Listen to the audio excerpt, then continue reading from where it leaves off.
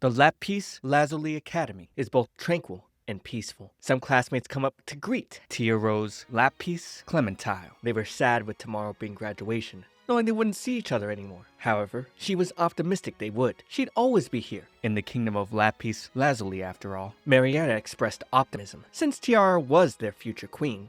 Florian asked when her wedding was with Prince Heartknights, and Tiara answered after graduating, she'd undergo bridal training for a year, and then they'd hold their wedding in the cathedral. She promised to do her best to live up to everyone's expectations. Tia Rose was the daughter of the Marquis and Prime Minister, bestowed the Lapis name, and fiancé of the Crown Prince. She smiled with glee, seeing her prince. However, Heartknights seemed grim. A black-haired girl would come running into his arms. Tiara couldn't believe this was happening. We see a blurred vision of a girl playing her favorite otome. This girl absolutely loved Heartknight's gorgeous looks. His gentle way of telling her, "I want you to live with me, now and forever." The girl clicked yes, with no hesitation, achieving a new CG event and finally clearing his route. She loved the otome game, the ring of Lapis Lazuli, so much she couldn't put it down. She'd be met with surprise that Tia Rose would walk up to her, saying, "You're just a lowly commoner. Stay away from my Heartknights. You're an eyesore." Now the girl inhabiting Tiara's body realized she was Tiara. She fell over. The girl who gamed was her previous life. She reincarnated as the Villainess. She woke up in the infirmary with Heartknights by her side. He told her to get more sleep. He was arranging a carriage for her now. Heartknights, Lapis Lazuli, Lackmouth, Prince of the Kingdom, and the main route in the Ultimate game. He pointed out that was her first time passing out, and asked if she was trying to catch his eye because he was giving Akari so much affection. His eyes were cold, nothing like Heartknights in the game. She apologized, answering she really was under the weather. He was alright with it, because he was technically her fiancé. The word technically caused her heart to ache. He knew tomorrow was the graduation party, but he had business to attend to, and apologized, but he wouldn't be able to escort her there. Was there any greater humiliation than not being escorted to a party by her fiancé? She knew what happened in the story from this point on, because she played the game so many times. The main route was Heartknights. The heroine enrolls at the academy with her powerful magic, the Holy Prayer, and meets Heartknights. He was the most popular student, yet constantly showered the heroine with affection, smiling at her kindly, whispering sweet lines to her. And after the ending scene, they have a grand wedding at the cathedral. But Tiara wasn't the heroine. Instead, the harsh Villainess, who constantly chastised the heroine, not wanting to lose her prince. At the graduation party, she's condemned for her contempt of the heroine, and her engagement gets called off. In this timeline, Tiara hadn't done anything mean, but she'd like to avoid the condemnation event if she could. Unfortunately, today was the game's ending. Only a bad end awaited. She couldn't remember what happened after this event, but there was no happy ending where the Villainess ended up with someone. At home, she was greeted by her maid, Feline. The Lapis names an honor bestowed upon the families of those who perform great deeds for the royal family. She'd be met with surprise with both of her parents greeting her. They rarely welcomed her home personally. However, they wanted to give her lovely accessories she could wear at her wedding, as well as eat sweets. They wouldn't be able to spend as much time doing this together like they used to. Her father knew it was too soon to start crying, but he'd miss his dear Tiara. Being the daughter of the Marquis, granted the Lapis name, she's been undergoing training to become queen since she was young. As the Crown Prince's fiancée, she's worked hard at studying all sorts of subjects. Her father often told her if her husband seemed like he was about to take a wrong turn, she needed to correct him. It may have been strenuous at times, but she did it all out of love for the prince.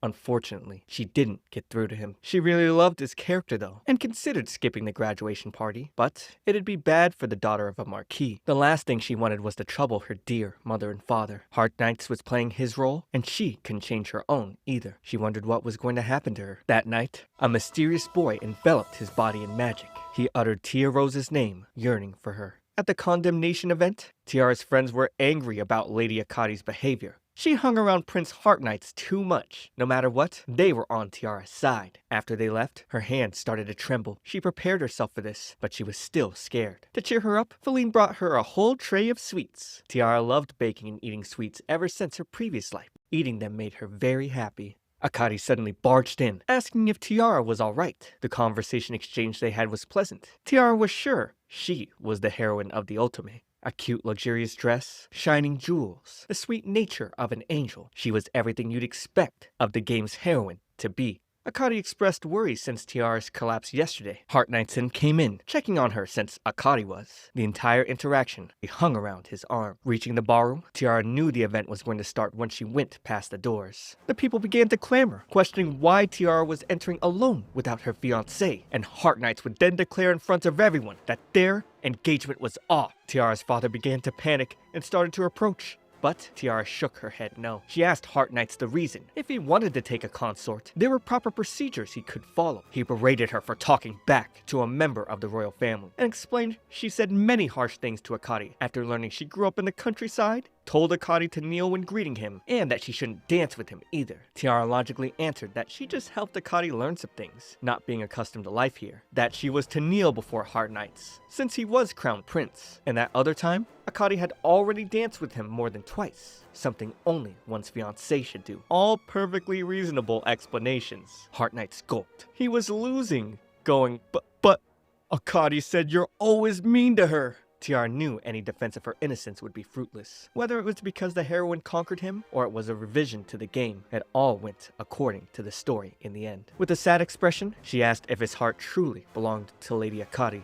He ended his engagement to Tiara and declared his new engagement with her, making Akari future queen. Bruh, her smile pissing me off. Even though it was over, Tiara still had her kind parents, as well as Feline and her friends. But that would come shattering, with the prince declaring the crime of harming the future queen unforgivable. He thereby banished Tiara from the kingdom. He was too cruel, but she couldn't defy his order. Now, she wouldn't be able to see any of her loved ones again. The mysterious boy would cut in, saying, "That's enough." He walked towards, asking Tiara if she was alright. This was the first prince of the foreign kingdom Marine Forest, Aquasteed Marine Forest, and still one of the worst naming of characters I've ever heard. He was the main character of the game's sequel. Tiara fell in love the moment she first saw his design, but she died before the sequel was even released. She wondered what he was doing here. He told her to stand tall in all her pride. She was more righteous and beautiful than anyone here. Heart Knights told him to stay out of this, because she needed to be condemned. Aqua countered, however, that it seemed Heart Knight's words had been way harsher than hers. He broke his engagement off at a graduation party, a celebratory event, criticizing a lone woman in front of everyone and humiliated her. Things a crown prince should not do. Now that Tiara's old engagement was done, Aqua got on one knee, asking to be the one to save her heart. He's wanted desperately to make her his for a long time. She was flattered, but wondered why the sequel prince was proposing to her. He knew this was sudden, but gently kissed her hand, hoping she'd consider regardless. The guests were all surprised. In this moment, it's like they were the only ones here. Akari told them to wait. She couldn't accept this. She asked why Aqua chose her, because Tiara was terribly mean and belligerent. She grabbed Aqua's arm, telling him to join them. But Tiara would warn her that he was a foreign prince. She wasn't supposed to touch him like that. Aqua pulled away, thanking Tiara for her concern, for disrespecting him. He had the guards take Akari away. Despite knowing they should be past the game's ending, Tiara wondered what was going to happen now. Tiara apologized for staring at him so intently. His looks were a favorite amongst the ladies. Hearing this, he wondered if that meant he could get his hopes up a bit. She asked Aqua why he proposed to her, and he answered, "There's only one reason. I wanted you desperately, Lady Tiara Rose." Tiara first met Prince Aquasteed a year ago at a soiree. They were in the same class at the academy, but hadn't really spoken at all. She wondered why he chose her. He told her he always watched her from the window of the library, and often saw her reading in the shade of a tree. He thought the constant changes in her expression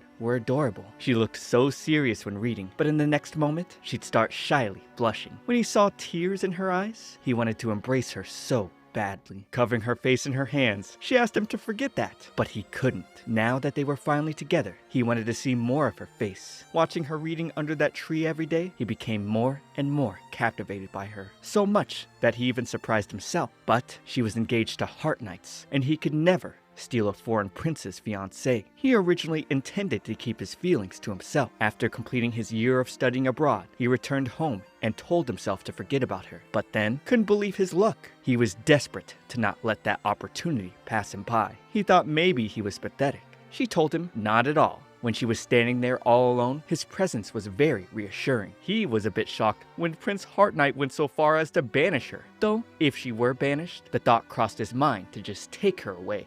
With him smelling her hair, she told him not to tease her, but he was serious. She wondered how he could say all this so calmly. Was it because he was a character in an otome, or was this just his personality? It pained him to hear she doubted him. He loved her so much, he just couldn't contain himself. He lightly kissed her forehead, and unfortunately, they arrived. Escorting her out, she thanked him for seeing her home. He asked her out on a date, and she gladly accepted. Graduating from the academy now, she had plenty of time. Inside the house, Tiara's father was pissed. Her engagement was annulled, and the prince threatened banishment from the kingdom. How dare that fool say things to his sweet Tiara Rose. Tiara's mother brought up how Prince Aquasteed was quite lovely. She asked if Tiara was going to answer him. They all wanted to know how she felt. Tiara thought he was far more than she deserved. A villainess marrying the crown prince of a neighboring country? Was such a future even possible? The next day, Heart Knights demanded the guard to let him through to see Akari. Despite his father's orders, Heart Knights promised he wouldn't be long, that he's realized his judgment might have been a mistake. He needed to speak to her to know for sure. Akari was happy to see him. She missed him, and there was nothing to do here in confinement. She thought she was going to die of boredom. Hearing the word boredom, he was surprised. It was like what happened at the graduation party wasn't on her mind at all. He asked if what Tiara said that day to her was true, that she hadn't done anything wrong, but Akari remembered feeling bad because Tiara was mean to her. Since she had Heart Knights by her side though, she felt very reassured. Heart Knights shrugged her off, making her question if Tiara said something to him. She couldn't believe the villainess was still involved, even after the story was over. She told Heart Knights to get her out of here as soon as he could, and to also tell her about Prince Aqua.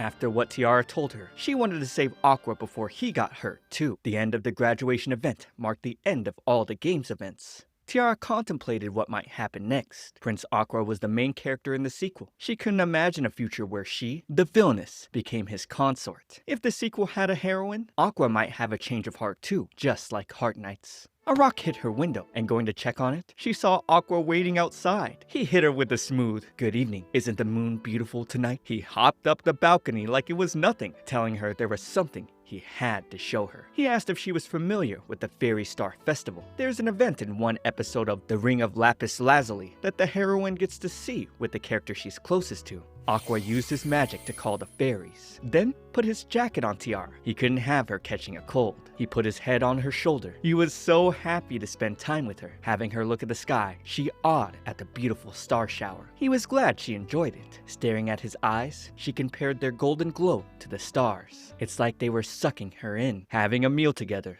the king asked Heart Knights if he gained anything from meeting Akari. Heart Knights apologized for going off on his own, but reported he realized he believed what Akari was saying without even questioning it. He wished he had listened to Tiara more. The king then said he apologized to Tiara for the terrible time she had, but she didn't blame Heart Knights at all. The two of them used to talk all the time, and Heart Knights regrettably remembered. She kept him in line whenever he was skipping class, helped him work through his nervousness, and told him to carry himself with confidence. She constantly scolded him because her focus had always been on the future of the kingdom. Heart Knights only now realized she cared for him so much. Meanwhile, she moved on, getting ready to look glamorous for Aquasteed.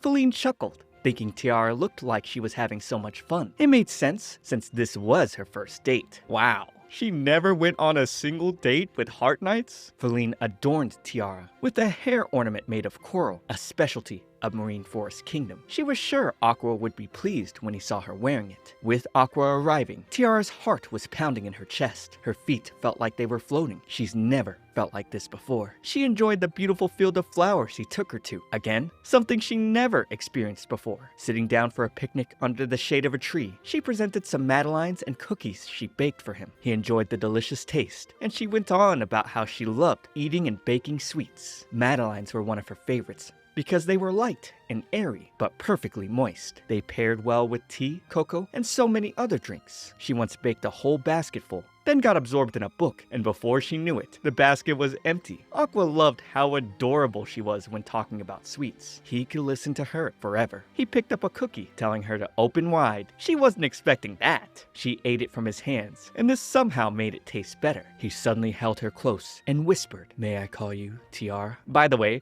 He had been calling her Lady Tiara Rose the entire time. She told him it was fine, and he in turn wanted her to call him Aqua. She never felt anything when Heart Knights called her Tiara. Aqua suddenly embraced her. He didn't know what to do. He was so happy. She was worried this close. He'd noticed her heart was racing. Her eyes widened, noticing his heart was beating too. He caressed her hair, telling her she looked like she was waiting to be kissed right now. He felt it was too bad. He planned to go on more dates and take his time, but it was no use. In front of him, he couldn't help but want her. He now wanted a favor and asked her to feed him a cookie. She did, and while he chewed, she felt like she was feeding an animal. She was glad he enjoyed her cookies so much, and turning around, he noticed the coral hair ornament and asked if it meant he could get his hopes up. Resting his head on her shoulder, Tiara again wondered what would happen to her from here on out. Back at home, she wanted to talk to her father about something, and when he guessed Prince Aquasteed, she quickly grew flush. He admitted he'd be sad seeing his daughter marry into another kingdom, but seeing her happy and smiling was what mattered most to him.